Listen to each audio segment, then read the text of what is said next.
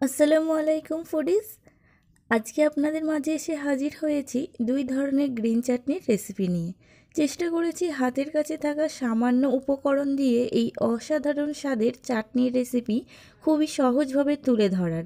এই চাটনি আপনারা স্যান্ডউইচে ব্যবহার করতে পারবেন, তার সাথে সাথে যে কোনো ভাজা পোড়া রেসিপির সাথেও বেশ দারুণ লাগে খেতে। ভাত বা মুড়ি মাখার সাথেও এই চাটনি খেতে কিন্তু মন্দ লাগে না। তো চলুন দেখে নেওয়া যাক আজকের এই রেসিপি। প্রথমে আমি শুরু করব ধনেপাতার গ্রিন চাটনি। এখানে আমাদের লাগছে ধনেপাতা 1 আঁটি। আমি এখানে 1 আঁটি নিয়েছি, আপনারা চাইলে পরিমাণে আরও বেশি বানাতে পারেন। তো প্রথমে ধনেপাতার মধ্যে যে হলুদ বা পাকা পাতাগুলো থাকে সেগুলো বেছে আমাদের বাদ করে দিতে হবে, এগুলো আমাদের লাগবে না। যখন ধনেপাতাগুলো সব বেছে নেওয়া হয়ে যাবে এগুলো আমি কেটে নেব।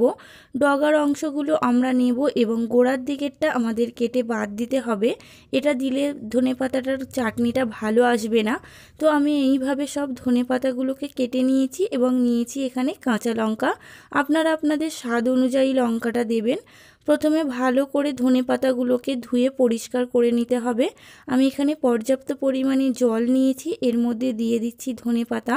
ধোয়া যখন হয়ে গিয়েছে একটা ঝুড়ির মধ্যে আমি ধনেপাতাটা তুলে নিচ্ছি।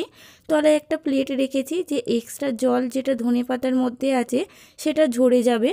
যখন জল ঝরে যাবে তখন ধনেপাতাটা বেশ শুকনো হয়ে যাবে। এরকম অবস্থায় আগে থেকে রাখা কাঁচা লঙ্কা এবং ধনেপাতাটা আমি এখানে বেটে নিয়েছি। আমি শিলপাটায় বেটেছি, আপনারা চাইলে এতে মিক্সারেও বাটতে পারেন।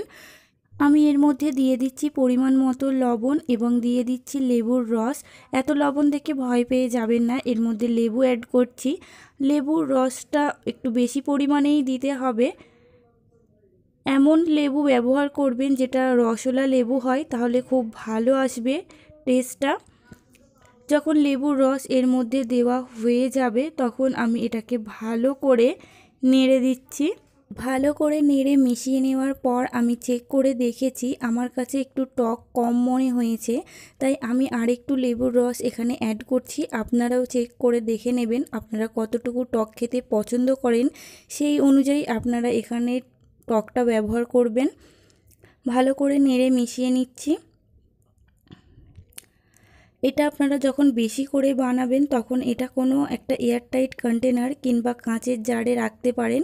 এটা আপনারা প্রায় 1 থেকে 1.5 মাসের বেশি সংরক্ষণ করতে পারেন। শেষে আমি এর মধ্যে দিয়ে দিচ্ছি 1 টেবিল চামচ সরিষার তেল, দিয়ে ভালো করে নেড়ে মিশিয়ে নিচ্ছি। আপনারা বেশি করে যদি বানান তখন তেলের পরিমাণটা আরও বেশি দিতে হবে এবং যদি এটা অনেক দিন সংরক্ষণ করতে চান তাহলে এয়ারটাইট কন্টেনার কিংবা কাঁচের জারে রেখে নিয়মিত এটাকে রোদে দেবেন, তারপর আবার ঢাকনা চাপা দিয়ে রেখে দেবেন। এইভাবে রাখলে এটাকে আপনারা অনেক দিন সংরক্ষণ করতে পারেন। আর যদি সঙ্গে সঙ্গে খেতে চান তেলটা না দিলেও চলবে।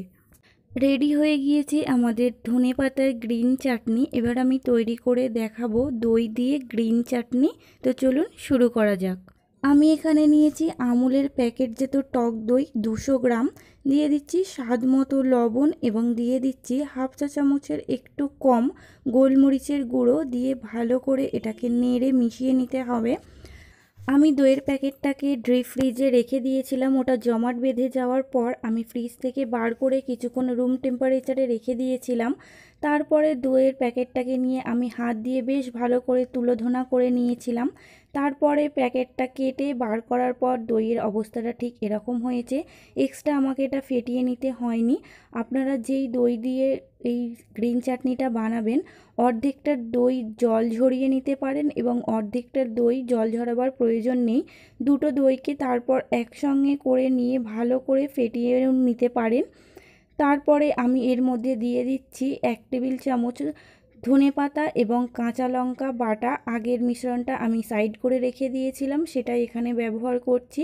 দিয়ে ভালো করে মিশিয়ে নিচ্ছি। এখানে অবশ্যই নুনটা চেক করে নেবেন এবং এর মধ্যে দিয়ে দিচ্ছি লেবুর রস।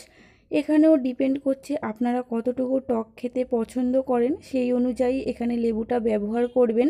আর এটা যেহেতু টক দই অলরেডিতে টক থাকে, তো বেশি লেবু দেওয়ার এখানে কোনো প্রয়োজন নেই।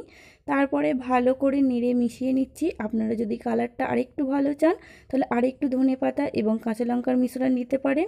রেডি হয়ে গেল আজকে আমাদের 2 ধরনের গ্রিন চাটনি, লাইট এবং ডিপ।